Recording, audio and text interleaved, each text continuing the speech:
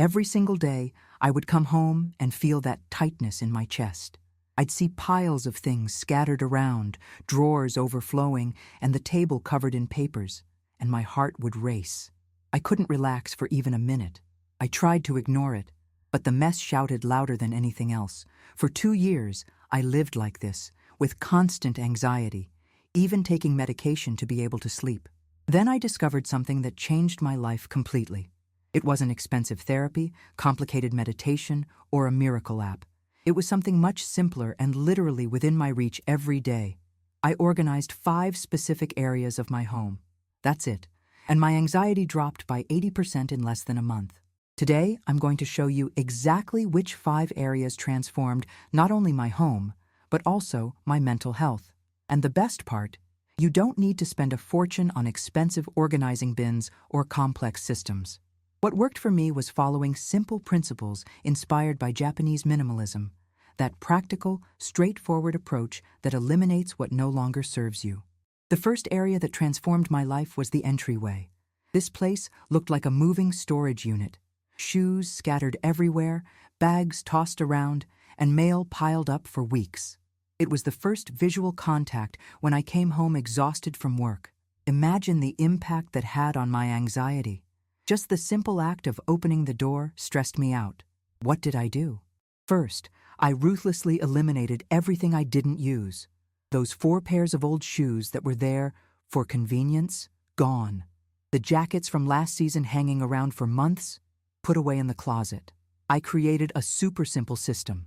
A designated spot for keys, another for mail, and a maximum limit of 2 pairs of shoes per person at the entrance. The transformation was instant. Now, when I open the door, I feel relief instead of tension. I no longer have that feeling of more tasks waiting for me. It's just a clean, organized space that welcomes me without demanding anything in return. I start to relax even before I take off my coat. The second space was the kitchen, specifically the countertop and the sink. This area was a constant nightmare. Piled up dishes, scattered utensils, food scraps, empty packaging. I avoided looking over there because I knew my stress levels would soar. And worse, because the mess discouraged me, I ended up ordering more takeout, spending money I didn't have, eating worse, and feeling guilty afterward. The solution was radical. I did a major decluttering of utensils that I barely used. Those 10 different spatulas, I kept 2. The 15 decorative cups, only the ones that were truly useful on a daily basis, stayed. And I created a simple rule that changed everything. The sink must be empty before going to bed. No more, let it soak until tomorrow. 5 minutes of washing everything before bed saved my mental health in the mornings. The result? I now prepare breakfast without the pressure of having to clean up the mess from the day before. I save money by cooking more at home. And each meal doesn't come with that annoying voice in my head saying, "You'll have to clean all of this later." The kitchen has ceased to be a source of stress and has become a place that helps me save money and eat better. The third space was the clothing closet. It was maddening. Wrinkled clothes, pieces that no longer fit, others that I hadn't worn in years, all mixed up and piled high. Every morning was a battle to find something decent to wear. And you know what happened? I always ended up wearing the same 5 pieces that were easiest to reach, while the other 100 remained there, taking up space and weighing on my conscience. I did something I thought was impossible. I took everything, absolutely everything, out of the closet. I put it all on the bed and faced the mountain of fabric. It was terrifying. I sorted it into 3 piles. Always wear, haven't worn in over 6 months, and can't remember the last time I wore it. The last 2 piles were mostly donated. I kept only what I truly used and liked. The difference was unbelievable. Not only did I gain physical space, but I also freed up mental space. I no longer waste 15 minutes deciding what to wear. I don't buy duplicate pieces because I can now see everything I have. And best of all, I no longer feel guilty about keeping things I don't use while other people could benefit from them. The next area was my work and study desk. How could anyone think clearly in that mess? Stacked papers, pens without caps, sticky notes everywhere, tangled cables, snack remnants. It was impossible to focus on any task there. I procrastinated on important work because just the thought of sitting at that desk gave me anxiety. The transformation began with a complete cleanup. I threw away unnecessary papers, organized important documents into simple folders, and created a system so that every item has its place. The most important rule was clear desk. At the end of each work session, the desk returns to its original state, clean and organized. The results were surprising even to my therapist. My productivity skyrocketed. I managed to deliver projects ahead of deadlines, and the most impressive part, that paralyzing anxiety when I thought about working, simply vanished. The desk stopped being a visual reminder of piled-up obligations and became a space that helps me think better. The fifth and final space was the bathroom. Those shelves filled with expired products, stacks of old towels, makeup I hadn't used in years, unopened samples. It was a graveyard of unfulfilled beauty promises. Every time I walked in there, I saw money literally thrown away and felt a pang of remorse. I was ruthless. I threw away expired products, donated what was unopened and I wouldn't use, and organized the rest by frequency of use. I kept visible only what I used daily. The rest went into drawers or cabinets, organized simply. I also limited the quantity. One open moisturizer at a time, one shampoo, one conditioner, and so on. The changes went beyond visual organization. I stopped buying products on impulse because now I know exactly what I have and what I really use. I save time in my daily routines because I no longer waste time looking for things. And the most important part, that feeling of waste and uncontrolled consumption simply vanished. Together, these 5 transformed spaces created a domino effect in my home and in my mind. I realized that the fewer things I had, the less time I spent organizing, cleaning, and searching for them. That extra time turned into moments of true relaxation, not those anxious breaks where I only thought about pending tasks. Science explains this transformation well. Studies show that cluttered environments increase cortisol levels, the stress hormone. Our brains interpret visual clutter as unfinished tasks, keeping us in a constant state of alertness. That's why I felt so tired even without doing anything. My brain was working non-stop just by looking at all that disarray. Another important detail. I didn't follow those complicated rules of perfect organization that we see in magazines. I didn't buy matching boxes or label everything. What worked was understanding the basic principle of minimalism. Having less, but having what really matters and using it. It's about quality, not quantity. These days, when I have guests, I often hear, "Your home is so peaceful." It's not because of expensive decor or stylish furniture. It's because there's space to breathe and for the eyes to rest. And that comment is always followed by, "You seem different, more relaxed." It's true. I am. My anxiety medication has been sitting in the drawer unused for months. Some people think you have to do everything at once, transforming the whole house over a weekend. That's not true. I started with these 5 areas because they affected me the most emotionally. You can start with just one. Notice how you feel in that space.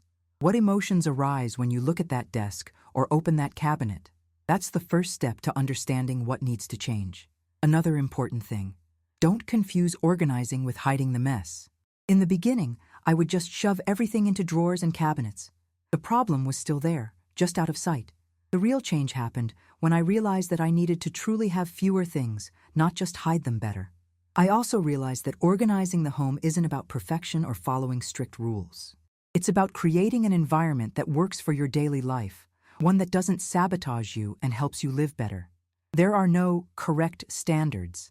There's only what works for you, your routine, your family. One question that changed my approach was, does this make my life easier or more complicated? Before, I would keep things thinking, this might be useful one day. Now I ask if that item really aids me today, in the life I'm living now.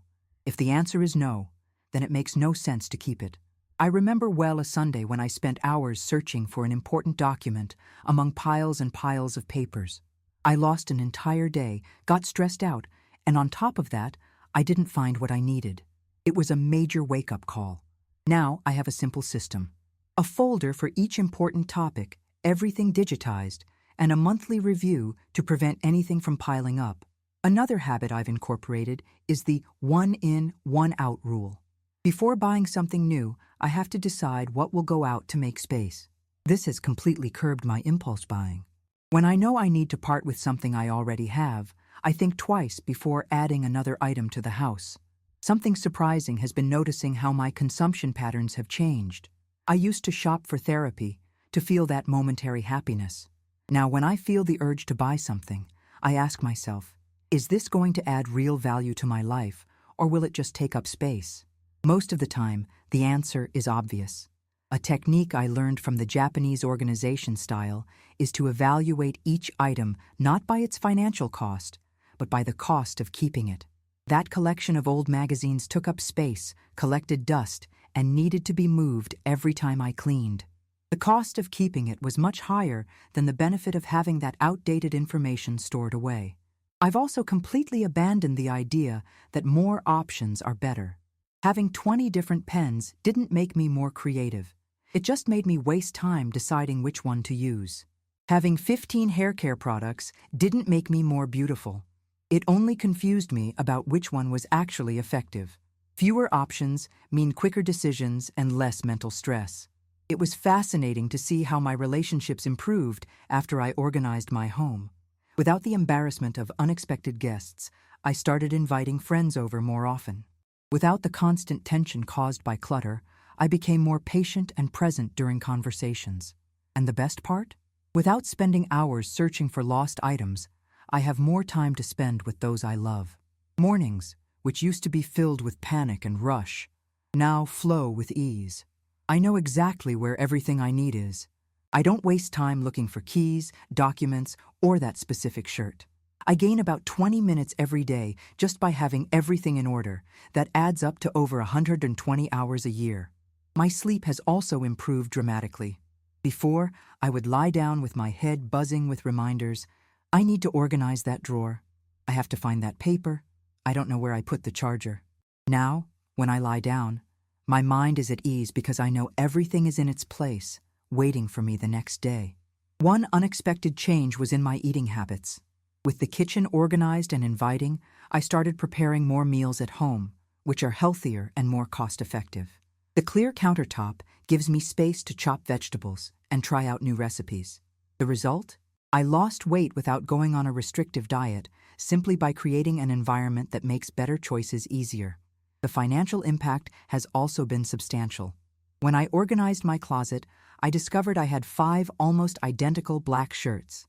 When I tidied up the kitchen, I realized I had bought the same spice 3 times because I couldn't find the original one amidst the clutter. Now I save money because I know exactly what I have and what I really need to buy. A lot of people ask if I maintain this organization rigidly, wondering if I get stressed trying to keep everything perfect. The answer is no.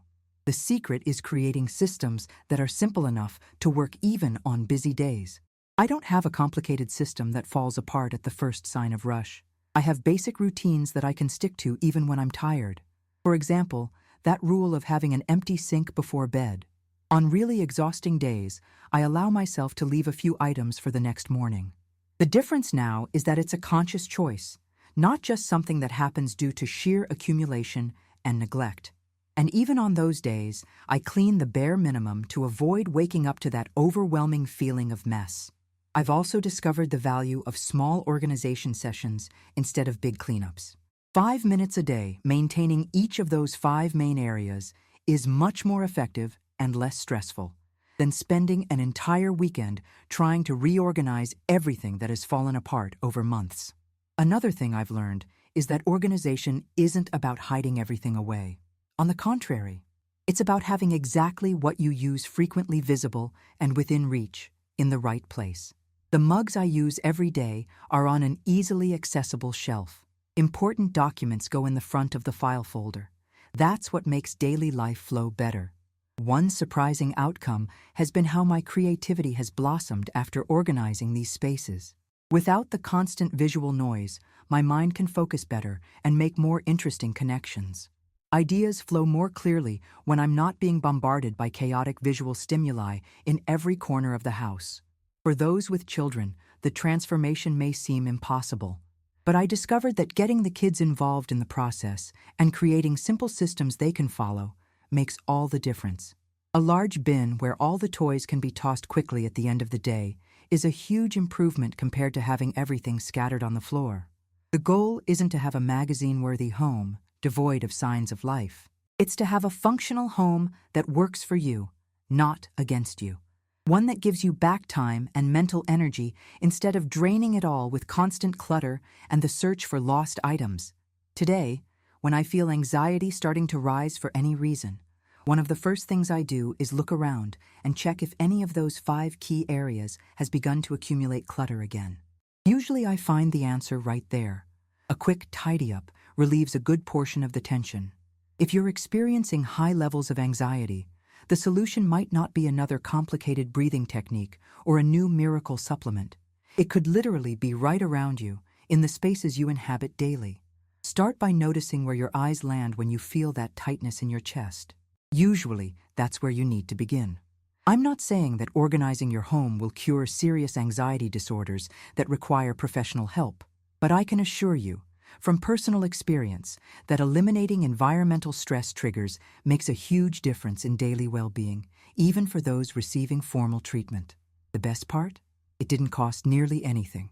I didn't need expensive custom cabinets or a professional organizer, just simple bins, a few basic dividers, and most importantly, the courage to let go of what no longer served me. The investment was minimal. The return was huge. When I started this journey, I had no idea that by organizing 5 areas of my home, I would be directly addressing the 5 biggest sources of anxiety in my daily life. The entrance that gave me my first impression upon arriving home, the kitchen that affected my food choices, the closet that impacted my self-esteem every morning, the workspace that influenced my productivity, the bathroom that reflected my consumption habits. Each space carried an emotional weight much greater than I realized. If you're feeling overwhelmed just thinking about starting, remember, you don't have to do everything at once. Choose one space, the one that bothers you the most. Spend 30 minutes on it, no more than that. See how you feel afterward. Then choose another day for the next space.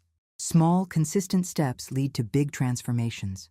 Many friends ask me what the hardest part of this transformation was. Without a doubt, the initial letting go. Throwing away things I bought with hard-earned money was painful, but I learned to see it differently. The money has already been spent. It won't come back.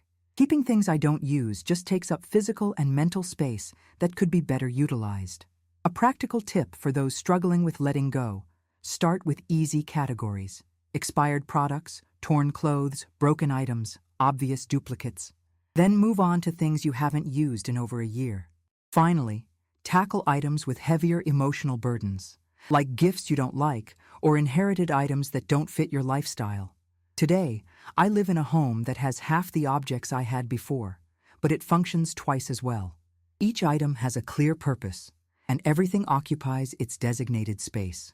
It's not perfect. I still have disorganized days and accumulate a bit of mess in moments of haste.